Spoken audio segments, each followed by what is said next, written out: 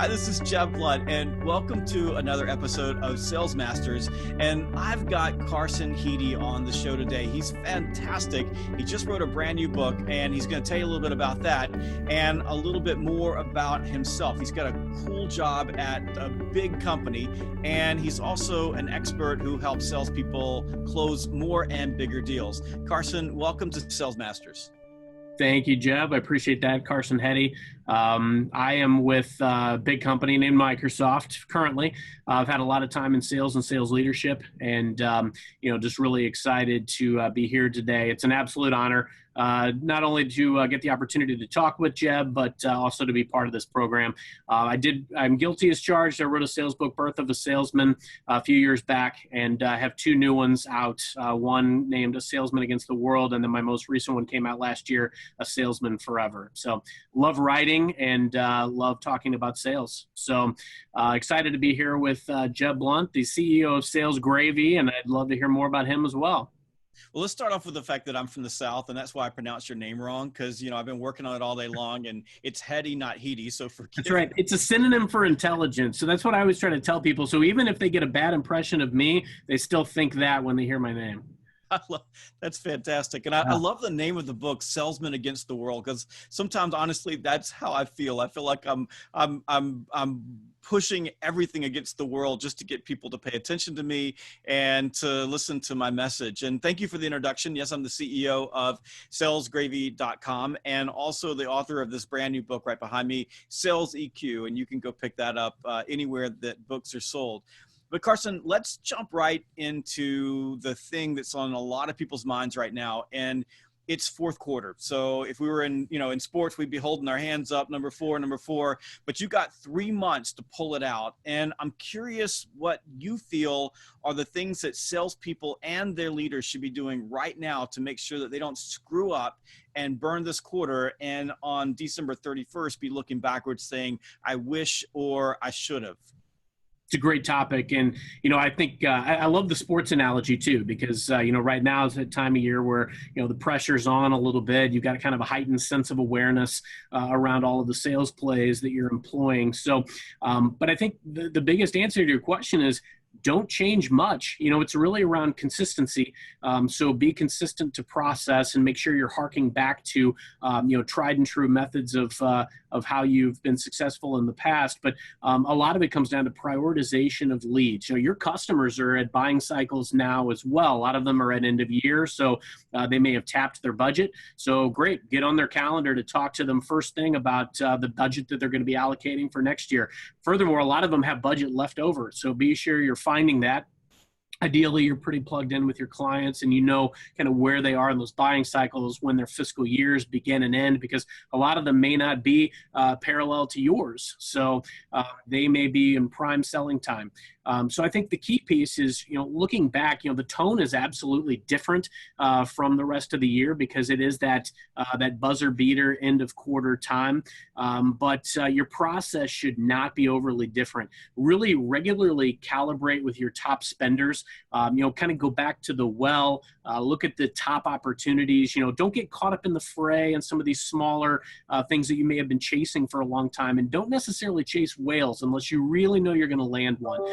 Really be calibrated with your top spenders, figuring out, making sure that their needs are being met, and see if there is an opportunity here to squeak out. Maybe you've got some new products that you're offering. Maybe you've got some end of year promotions. And while I hate to advocate selling on discounts and deals, it is a great time to rekindle some of those conversations. And I think the last part of that is diversification of your portfolio.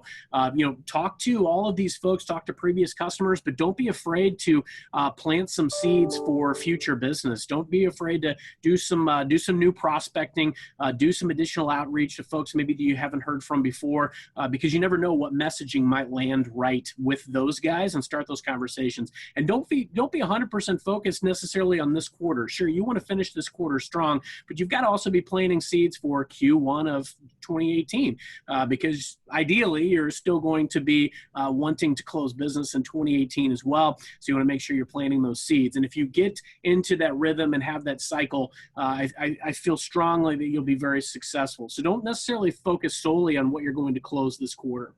but I'd love to know your thoughts, Jeb. Well, there's a lot to unpack in what you just said. And one place that I point my clients this time of the year, now this doesn't work if you sell to large companies or you are in big enterprise plays, but most salespeople in some form or another are selling to businesses that are owned or private. And typically those businesses are owned by one or a group of people. And those folks, especially this year, because the economy has been steaming ahead pretty good, they've got a lot of cash sitting around, and they can either give that cash to you or they can give that cash to Uncle Sam. So one of the places that you can focus your time and attention from a prospecting standpoint is take a look at the businesses that need to accelerate spend in order to reduce their tax burden for the year. Also, something that you said there that I think is incredibly important is that you've got to focus on the basics. There are things that brought you to the dance. If you're having a good year, don't quit doing the things that got you here. I had an opportunity to listen to John Smoltz tell a story once during a speech that he gave, and he was talking about people who end up getting into slumps when they get into the back half of the season. And that's because they quit doing the stuff that they were supposed to be doing. They stopped doing the basics, or they got away from the basics. So focus on that. And then finally, I think focusing on January, and this is where, for me, I'm spending time with my clients right now advising them, is November and December need to be hot prospecting months. Yes, you got to close out the quarter. Yes, you got a lot of pressure to end the year. Yes, you got to hit your numbers and hit your budget because your organization is pushing you to do that. But sales leaders, you must not allow your team to take their focus off of the first quarter of 2018. The first quarter of next year is going to be a big quarter, and there's going to be a lot of expectations for you. And if you stop prospecting in November and December, you're going to blow up your pipeline in January and February, and then you get into that vicious circle in March when you're completely under pressure and underwater, and selling is not very much fun. The way I see it is, at this point in time, you're probably in one of two buckets, maybe three. You've blown out your number for the year, and you're probably thinking about sandbagging deals for next year. You're right there, and you need a few deals here and there to kind of make sure you cement the deal for this year. Or you're playing catch up and you need to do some Hail Mary passes. There's another one of those sports analogies, but to make sure that you get there. But I love what you said about the fundamentals and kind of the hustle stats, because I think that's one thing that we overlook. It is so easy to get into a slump, and the only time you get into slump is when you change some of those mechanics. And to get back into a good golf swing or a good batting stance, you don't drastically change what you're doing or what you did. You actually try to recapture what you were doing at your finest moment. So I think the key piece to this is absolutely continue to focus on some of your top priorities, but look at where you feel, you're going back to the well and you're looking at some of these clients where you think you can get some additional revenue for this quarter. I'm all for that. And look at some additional sales plays that you might be able to go to. There's a lot of these accounts where maybe we've been banging our head all year around, well, they're not interested in this metric, or they're not interested in this metric, trying a fresh approach and finding ways to stay top of mind, because, your fourth quarter results are really a conglomeration of what you did in Q1, Q2, Q3 from a go-to-market standpoint. You've got to plant the seeds all year in order to make sure you've got the right pipeline in Q4 and also that right mentality. And from a sales leadership standpoint, exactly. I mean, the key piece is keeping our folks focused on that prize and on making sure that they are looking and doing the fundamentals on a daily basis. Really, it's as a sales leader, your biggest goal is really removing a lot of the obstacles to success. And I think in Q4, a lot of our obstacles is our own mind. We may have sales reps that, take their head out of the game for whatever reason, lose focus. And I think that's the key piece, is helping them see every day, every transaction, making sure we're bringing our A game and getting everything we can out of it. Can we close something this quarter? Great. If not, let's plant the seed for the future and make sure we're continuing to take the steps forward to convert these deals. So, excellent point. Do you think there's any particular things that sales folks are overlooking this time of year? A couple of things that salespeople are not paying attention to this time of year is that there's basically 3 weeks that you're going to lose in this quarter. You've got Thanksgiving week, Christmas week, and New Year's week. And I find that a lot of salespeople don't realize that they're going to lose the week until like the Friday before they're about to lose the week. Yeah. So I think right now in October, you've got to think about how you're going to make up for the activity in those weeks. Those aren't free weeks. You have a quota that's a 52-week quota, and you got to hit it in this quarter in 10 weeks. So right now you should be thinking about what are you going to be doing to get ahead of those weeks. And this is also a time when a lot of salespeople take vacation. Back when I was a VP of sales for a really big company, Christmas and New Year's, I was telling my sales managers, get everybody on vacation. I wanted to get as many people out as I possibly can, because the last thing I want to do is pay someone to sit in the office during December or the last 2 weeks of December when not a lot of stuff is happening. But those are the things I think you've got to really be focusing on. And like you said, I think you got to be focusing on who you're targeting this time of year, where you're going, and what well you're going to be dipping into. But I've got a question for you, because you said there's 3 buckets of people, and that's a really cool way of looking at it. And honestly, I haven't heard anybody say it quite like the way you just said that. So let's talk about the sandbaggers. So these are the folks, the salespeople who they've booked their quota. And right now it's a pretty easy time to go to sleep. And of course, sales managers are banging their heads against the brick wall because you've hit your quota, but there's 4 people on the team that have not hit their quota, and they want you to sell more. And of course, if you're one of those people, you know that if you go in and you blow it out, you're going to get a much bigger quota next year. So it's in your best interest to hold back a little bit. So if you're a sandbagger, Carson, what should you be doing right now to avoid basically checking out for the next 3 to 4 months and then in fact losing the first quarter of the year? If you're going to be sandbagging deals, how should you focus on your pipeline? Well, I think you hit on that earlier, Jeb. I think a lot of it comes down to the prospecting. Now is a great time of year to be prospecting because let's face it, for a lot of our targets, their years may be winding down. They might be a lot more receptive conceivably to some of at least the initial sales message, or, when you're doing prospecting and you're just trying to set a meeting or just have a casual conversation, or what we like to call a no-sell meeting, where you're really going out and just getting a good feel for their business, making that connection or that contact, and getting a good understanding of kind of where their budget stands, if there's, what their outlook is, and if you have a strategic fit. So, and again, there are sandbaggers everywhere. I've employed a ton of them. I won't confess here to ever having been one, but, I think the key piece is that you're always prospecting and you're always planting seed for future success. And you're going to have, no matter what, if you've done well this year, you're going to have a big quota next year. So you've got to be mindful of that and continuing to move toward that. Now, here's the other piece to that too. You've got to look at your own personal goals too. Are you looking to move up? Are you looking to win some year-end trip?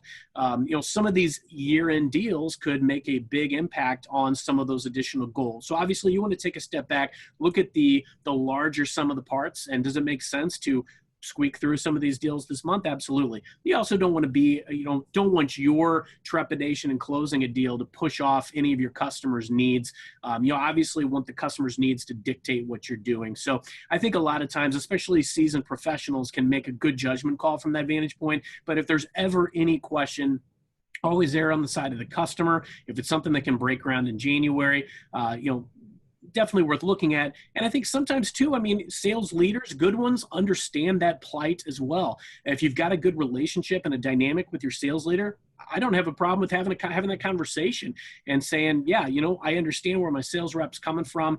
And look, I really want you to close this deal this month, but this one you can do in January. So I think a lot of it comes down to that.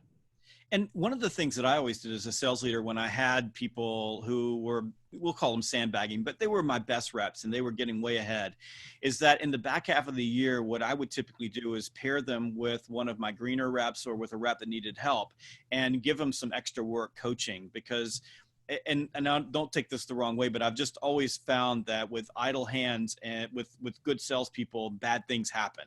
So if I can keep them busy, keep them working, keep them adding value, they feel good and they don't go to sleep. And sometimes when they're working with a rep that needs help, it actually makes them feel a lot better and more confident, and it shows them some holes in their system that they need to be plugging. So tell me about the rep that is right on the bubble. So you're entering fourth quarter. It's October 1st. It could be it's a President's Club meeting that you have an opportunity to get to. It could be that there's a big bonus that if you can just squeeze another one in. And one of the things, Carson, I want you to address in this case is how desperation, how, pushing to get over that bubble can hurt you. But what should those folks be doing? We talked about this earlier, Jeb. I think the key piece to this is, looking at the tried and true process, not getting stuck in your desperation makes us change our process, and desperation makes us go for those small fish or try to close on a trial or try to close on a freebie. And when we're doing that, we completely devalue not only ourselves and the value that we're selling in ourselves as a sales professional, but we're also devaluing the product, and we're probably shooting ourselves in the foot as far as the average customer buy. You could go out and turn a perfectly good potential deal into a very small deal and actually hurt yourself by changing your process, not going through a full needs analysis, not having the right conversations, and not going to market the way that you should. So I think the key piece is don't focus so much on that end result that you want. Don't focus so much on the big bonus or the trip or any of those types of things. I have always subscribed to the methodology: obsess over your process, obsess over people. If you obsess over the people and process, and I call it the sales food chain, whether it's whoever is next to you on the sales food chain, whether it's your customer or if you're a sales leader, it's your sales rep, focus on and obsess over the people and the process, removing barriers. If I'm a sales manager, I'm trying to remove every barrier I can. I'm going, I'm riding along with that guy who is right there on the cusp. And hopefully that guy right there on the cusp is asking the sales manager to be a part of the process there at the end. Because I think the key piece is we get so focused on how we're paid, and we get so focused on that trip or the percent to goal. Frankly, if you obsess over the process, you'll never need to worry about any of those things. What do you think? Well, the problem with desperation is that it taps into something called the universal law of need. So if you start pushing, and I love your point, you end up taking a big deal and turn it into a little deal because you just need enough. When you start doing those things, it shows. And you talked about focusing on people and process, and people, especially because emotions are contagious. And if you're desperate, if you're pushing, if you need it so badly, people can feel that, and they don't want to do business with you. And the universal law of need says the more that you need the deal, the less likely it is that you're going to get it. So if you're right on the bubble, the most important thing that you can do is take Carson's advice. Focus on the process, focus on the people, and focus on your confidence and enthusiasm. If you do the right things, you are going to hit your number. And if you do the right things, you may not hit your number. But if you get desperate and start pushing, it's guaranteed that you're probably going to fail, and you're going to do a lot of damage to your relationships along the way. The last group, this group that has blown it. So they're going into fourth quarter, and maybe there's hope, but essentially there's no hope. I mean, they're scratching lottery tickets to be able to make it. And that's a really tough place to be. And it's easy at this point to give up. It's easy at this point to say, I'm going to miss my big bonus this year, or I'm not going to get my commission. And there's some of those folks that may be even afraid that if they stick around, and don't make their number this quarter, that they may not have a job come January 1st. So what do you say to this group of people? What should they be doing? The focus is in sales. It's all about probability of success. And I mean that for every transaction, every call. And you're trying to basically push the sale farther and farther down the process with each contact. So I may get through to the gatekeeper, get through the gatekeeper to the decision maker. I may get the decision maker to accept the conversation, look at the proposal, and then, obviously I'm asking questions and working toward a close. It all comes down to probability of success. Now, obviously, up till now, that process has not worked for whatever reason. Now, there's a couple ways that this can happen. And, we've kind of made the point earlier. I mean, these guys may have some pipeline and may have a viable shot of making it in Q4. They may not. And I think that's why it's paramount for us to always be able to look back at each transaction, each selling day, and know that we walked away from the conversation knowing we either got the customer to buy, or we understood why they didn't, or we understand where it is in the process. Because let's face it, a lot of this comes down to being very strategic with process, being very clear with the client as far as this is what we're endeavoring to do. This is the timeline that we are agreeing upon. And if we're very clear in that, it gives us a better probability. Sure, stuff happens all the time. And I think that's where a lot of folks, where they start to get desperate is a deal slipped because a company got purchased, or a deal slipped because budget just didn't end up being there, or the client just went dark completely, inexplicably. And then you've got to turn and tell your manager why you didn't get that deal done.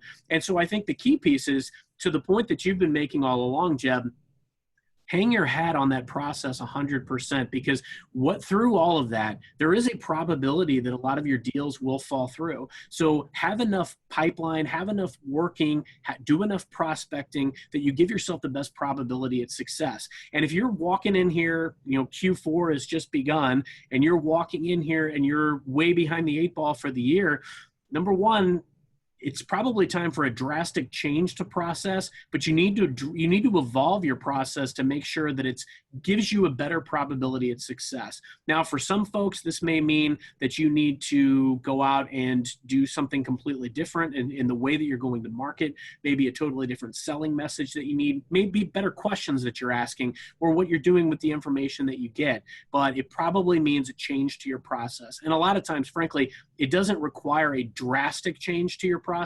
Sometimes it just requires small tweaks, and they can make a huge difference. But no matter what, if you're sitting behind the 8 ball walking into Q4, you need to change something. And I would strongly encourage you to look at where you're losing your client in the process, because that is the obstacle that you and your manager need to work together to make sure is removed. I think that's a great point. And I'd also suggest that maybe you want to go back and look at what happened during the rest of the earlier part of the year. My bet, and this is what happens to a lot of salespeople, especially salespeople in big quota sales roles, I guess, if you want to say it that way, is that they blew the first half of their year. They blew it in January, they blew it in February, they blew it in March, and they blew it in April, and then they got desperate, and that rolled into the summertime. So what I would suggest doing is, if you're behind the 8 ball, go back and look at what you did in fourth quarter last year. Look at what happened to you in the first quarter, and then make a decision to change what happened so that you don't repeat the mistakes that you made the year prior. The other thing I would suggest that you do is relax. Relax and do the right things. If you're in trouble of losing your job or missing a big bonus, or if you've lost the confidence of your sales leader, start doing the right things. Sit down with your sales leader, sit down with one of your senior reps, and come up with a new plan. Demonstrate that you're making progress. Show your leader that you've learned from your mistakes, so that you can earn the confidence back and make sure that you enter Q1 of 2018 with a full pipeline ready to rock and roll.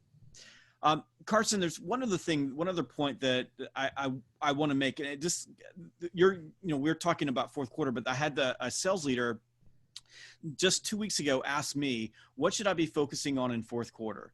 And my answer was first quarter of 2018. So I basically said, listen, don't worry about October, November, and December, because what is going to happen is going to happen. You should be focusing on February and March. And I'm wondering what your take on that is. I agree with that. Because a lot of the game has already been played. I think Sun Tzu said that.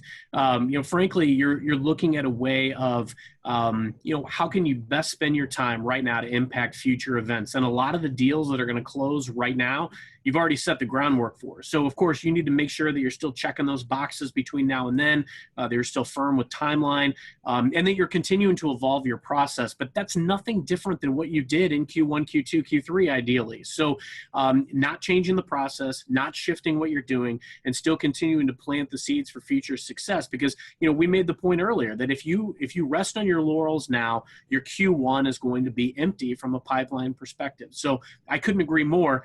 You do want to continue to focus on what's here and now and checking those boxes and keeping up with timelines. And there are some good tips as far as how you may be able to get some deals here at the end of the year, but a lot of that has already been played. The game has been played. You're there at the end. You've set that foundation. But I love the idea of setting the foundation for next year. Awesome. Very good. This is a great message for salespeople. I know our audience is going to dig that. Now I got a couple of personal questions for you. Sure. Shoot. Put you on the spot. So you got a corporate job. I mean, I spent, 20 years in big corporations. I was a head of sales, and I lived in that world. But you live in that world and you're writing books, and that's sort of an odd combination, because be honest with you, a lot of big companies don't want their people writing books, and you've got a big job to do and a lot of responsibility. And a lot of people are probably asking, how do you have time to write books? So talk to me about why the interest in writing and how you've been able to make that work with your bosses and the people in your organization, and how Microsoft feels about that. And clearly they feel good about it because you're on this with me, and just the passion for writing and why it makes you happy. That's a fair question. I love the question and the thought process there. It's frankly, finding the time is very challenging. And as you know, I mean, you've written books and you can understand the investment of time that goes into that. So I think one of the key pieces for me is making sure that I have my priorities aligned. Writing is something that you invest a little bit of time in when you can, and eventually you have a body of work. And of course, it needs a lot of editing and polish, but a lot of it is just journaling, especially when you're writing about sales and sales leadership. It's writing lessons and hoping that the knowledge that you've gleaned can help somebody else. Those are things that I can scratch on the side of a napkin, or now, thanks to technology, I can put in the memo app on my phone so that I can utilize it later. These have been things that I've put together, these 3 books, over the last 10 years. So some of the times have been, I've been in, most of my time has been in corporate gigs, but I've had some entrepreneurial ventures as well. And I've had some time where I have had more time on my hands to write. Now is not one of those times. So I'm very 100% focused on my role with Microsoft, but and very blessed to work for a company that appreciates a very diverse background and people that have done a variety of different things. Because I think that the writing that I've done has definitely helped me get noticed for certain things, and has definitely helped my perspective. Plus, I look back and I realize a lot of the perspectives that I had when I wrote my first book have evolved substantially. So I embrace that, and I've learned a lot more here and then over the last couple of years of selling than I've probably ever learned in my career. So I think a lot of that as salespeople and as writers is to always be open-minded to the new opportunities, what's to come. And I would feel remiss not to journal that in some way. And it's my goal that if it's able to help somebody, I'm all for that. So that's kind of been my thoughts on it. But it's overwhelmingly, people have been very receptive here about, the contributions that I've tried to make from a sales standpoint. I think it's fantastic. And I think your leadership at Microsoft are smart to have you on board. I mean, you're an asset to the organization. You're providing additional content. It makes you think. I mean, when I'm writing books about selling, I become better at selling. I mean, just because of the effort that you have to put into it. The next question I have for you is what drove you to write? I mean, why did you wake up one day and feel compelled? And I asked this question from the place, I've written 8 books. I've got 3 more coming out next year. And there's a line of people in front of me everywhere I go. Oh, I'm going to write a book. I'm planning on writing a book. I'm thinking about writing a book. And I'm sure you've heard the same things. As soon as you become an author, there's a million people, but people just think about it and don't actually do it. And you actually did it. Some people get started on it, and then 3 months later, you never hear anything about it again. And I think that's sad. I think it's a lot of the same reasons that we lose sight of our goals in selling and in our careers. I start a diet, for instance, or a workout regimen, for instance, and I'm really gung-ho about it for a couple of weeks, and then it kind of tapers off. And it's what we do to challenge ourselves after that determines our success. As far as writing, I was writing stories when I was in 3rd grade about the kids in my class, and I go into outer space. I've always wanted to write. I worked for AT&T for 9 years, and I was in multiple levels of sales management.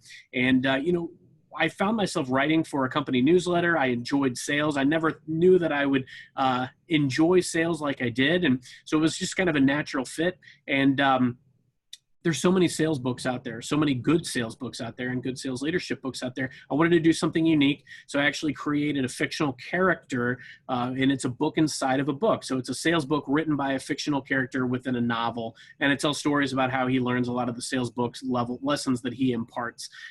So it was fun. It was really fun for me because I was able to take some liberties on things that I've seen in my corporate career and some of the entrepreneurial things that I've done. It's, what a ride. I mean, we look back at our sales sales careers, and it would be easy to fill a book with a lot of these stories. I encourage people that want to write, just write something every day. Even if it is scratching it on a napkin or writing an idea on your app on your phone, just write something every day. I've had situations where I was halfway done with a book and I was like, there's no way I'll finish this. I get so frustrated with myself. But just continue to write, continue to work toward it, because guess what? Eventually it will be finished. I love that. That's fantastic advice. And I've heard that advice given by great authors everywhere. Write a little bit every single day. It's impressive. And I love the fact that you did it. And as an author, and I love writing, I love what I do. It's this book behind me, Sales EQ, almost killed me. It took about a year and about 400 research papers of work to write this book. But the one thing that I found is that when I write sales books, I write them for me. I write the book that I would want to read. And it sounds like through your work, and I'm always in awe of people that can write fictional stories like that, because I'm trying to write a novel. I'm that guy standing in front of a novelist going, I'm really working on my novel. But I love the fact that you've been able to do that. And I'm, it's the best advice in the world. Just write. And by the way, get prepared to hustle, because books do not sell themselves. You could write a book all day long and it is not going to sell. It's just not a field of dreams. One more question for you. And it's a question that I ask lots of people. I've got a son who's 19 years old.